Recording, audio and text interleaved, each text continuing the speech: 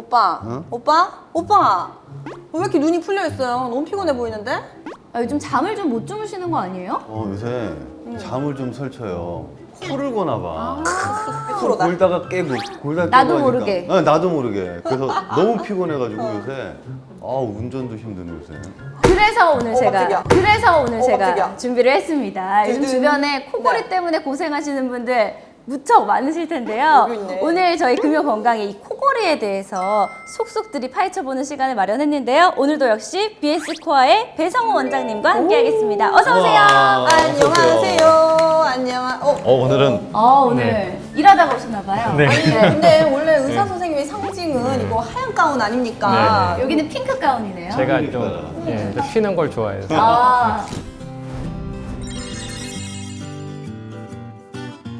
코골이라는 게 사실 본인뿐만 아니라 주변 사람들이 더욱 힘들 수 맞아. 있는 거잖아요. 그래서 코골이에 대해서 오늘 이야기를 좀 해보려고 합니다. 자, 그럼 먼저 코골이 도대체 왜 생기는 거예요? 코를 곤다는 건 소리가 나는 거죠. 소리는 무조건 박수를 쳐야 나는 거예요. 혼자는 나지가 않죠. 박수를 치는 구조는 목에서 생기는 거예요. 제가 잠깐 무서운 사진 하나 보여드릴게요. 우리 사람 숨 쉬는 거는 코로 들어가서 내려가서 이렇게 폐로 가게 되는데 그때 이제 목젖이라는 게 있고 후두 덮개라는 게 있어요. 뭐 하는 거냐면 음식 먹을 때 숨 쉬는 길을 덮어서 사례가 안 걸리게 하는 덮개예요. 얘네가 뒷벽을 치는 게 코골인 거고 얘네가 막혀버리는 게 무호흡증인 거예요. 그래서 결론적으로는 목이 좁아져서 생기는 문제다라고 이해하시면 좀 빠르겠습니다.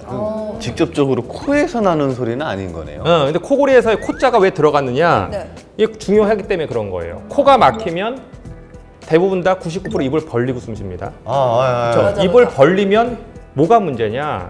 혀가 뒤로 밀린다는 거예요. 이게 되게 중요한 핵심이에요. 혀가 뒤로 밀리기 때문에 이쪽이 더 좁아지는 거예요. 그래서 실은 코도 목도 다 넓어야 되고 얼마나 좁은지 보는 게 실은 코골이나 무호흡증의 검사이기도 한 거예요. 코골이의 원인은 뭐예요? 코골이의 원인은 실은 가장 보편적인 원인은 체중 증가예요. 체중. 근데 우리 보면요. 꼬마들, 네. 애기들도 코 골아요. 네. 감기 걸었을 때 코 골죠. 피곤한 날 코를 골고. 유독 피곤한 이런 게 날. 있죠. 이런 것들은 뭐냐면 아까 말씀드린 대로 코와 목 부분, 목 아랫부분이 좁아지는 이유가 발생하면 그러면은 그때마다 코를 골게 되죠. 예. 네, 저는 지금은 코를 안 고는데 한 67kg 나갔을 때는 코를 엄청 골면서 잤거든요. 너무 솔직하시다. 왜 오빠? 솔직히 그게 하지. 또 살이 찌면 이쪽으로만 찌는 게 아니라 안쪽으로 찌는 거예요. 그러니까 목구멍이 좁아지죠. 또 하나 혀도 살쪄요. 그럼 혀가 더 밀리게 되고 여러 가지 문제가 동반되기 때문에 실은 살은 빼는 게 제일 좋은데 코 고는 분들이 살이 잘 안 빠져요. 그건 좀 왜 그래요?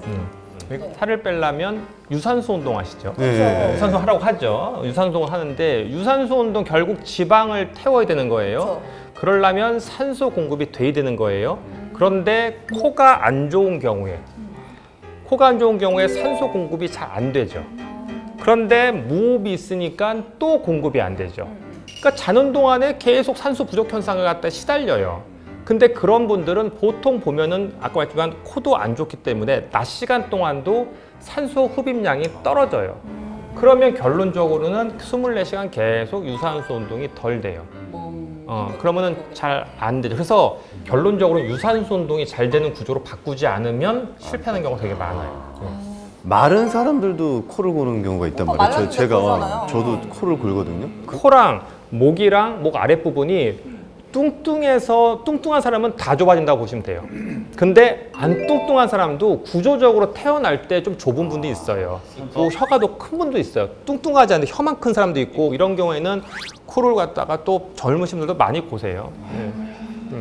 근데 코골이도 정말 문제지만 이 무호흡이 진짜 위험하다 이런 이야기 많이 들었거든요. 심해지면 무호흡증에 사망에 이를 수도 있다 이런 기사들도 제가 예전에 봤던 것 같거든요. 무호흡이 정말 그렇게 위험해요? 그러니까 무호흡이라는 거는 쉽게 생각하면 숨이 끊어지는 건데 의학적인 정의는 10초 동안에 숨이 멈추는 걸 무호흡이라고 1, 2초 멈추는 건 아니고 우리가 10초 이상 멈추는 걸 무호흡이라고 하는데 그 무호흡이 자주 자는 동안에 발생하게 되면 심장이 빨리 뛰게 돼요.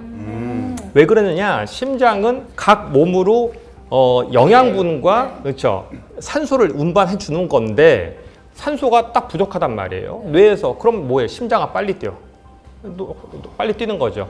근데 그게 하루 이틀이 아니죠. 네. 1년, 매일 5년, 자니까. 10년 계속 반복되면 결론적으로 어떻게 되겠어요? 심장에 무리가 와요. 그러니까 쉬는 시간이 없는 거지, 심장이. 그리고 문제는 이제 뇌도 안 좋아지는 거죠. 왜냐하면 산소 공급을 자꾸 못 받잖아요. 자는 동안에. 산소 공급이 잘 안 되면 결국 치매도 빨리 오게 되고 뇌졸중 같은 거 되게 빨리 오게 되고. 그러니까 어찌 말하면 다 안 좋아요, 몸에.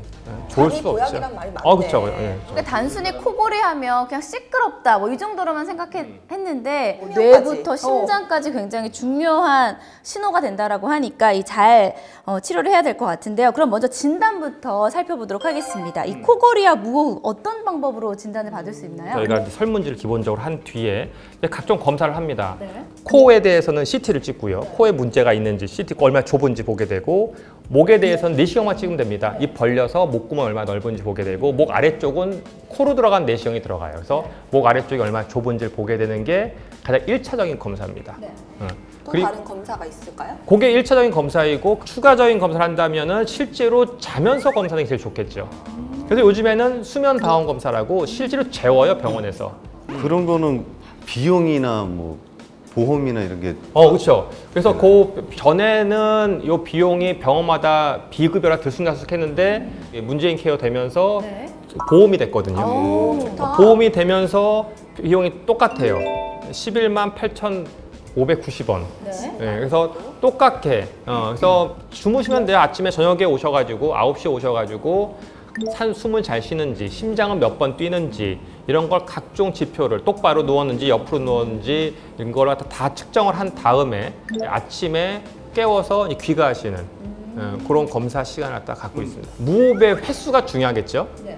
그래서 보통은 1시간당 뭐 대여섯 번이면 심하지 않은 거, 한 뭐 10대번이면 심한 거, 30번 이상이면 많이 심한 거 하는데 어떤 분들은 이게 80번 나오는 거 있어요. 80번, 90번. 1시간 동안요? 1시간 동안.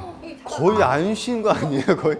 더 무서운 건요. 네. 10초 멈추는 게 아니라 제가 본 분 중에 정말로 심한 분들은 이게 2분이에요. 2분 동안 이렇게 한다고요? 아니, 저는 제가 아들하고 목욕탕 가가지고 숨 참기를 해봤어요. 2분은 안 된다, 재고 그래도. 2분이 아니라 그렇잖아요. 1분도 그러니까 참기가 1분도 힘들어요. 어려워요. 근데 맞아. 2분씩이라면 큰 문제점이죠. 그러면 거의 뭐 죽기 직전까지 갔다가 오는 거 아니에요? 그럴 수 2분은? 있어요. 그럴 수 있어요. 모든 분이 그렇다는 건 절대 아니고 보통 그래도 평균적으로 30초는 넘어요. 그럼 검사해 보면은. 생각보다 우리가 쉽게 생각하면 안 되는 것이 바로 이 코골이와 수면 무호흡증인 것 같은데요. 코골이와 수면 무호흡증 치료 어떻게 해야 되나요?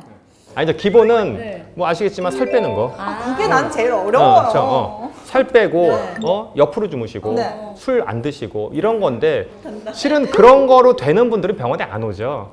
그런 걸로 안 되니까 결론적으로 병원까지 오셔서 귀찮게 검사 받으시고 설명 들으러 오시는 거고 이제 그 이외의 방법들에 대해서는 우리가 가장 기본은 두 가지예요.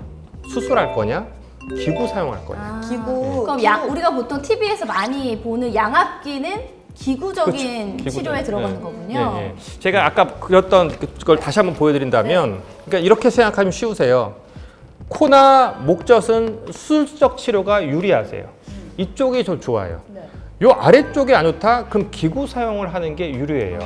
그래서 실은 이걸 본 다음에 하게 되는데 우선은 양압기에 대한 얘기를 잠깐 먼저 해드리면 양압기라는 게 또 한 번 더 이번에 선풍적 인기를 끈 이유가 뭐냐면 또 얘도 보험이 돼요. 과거에는 양압기가 한 150만 원, 200만 원 주고 사야 됐어요. 맞아.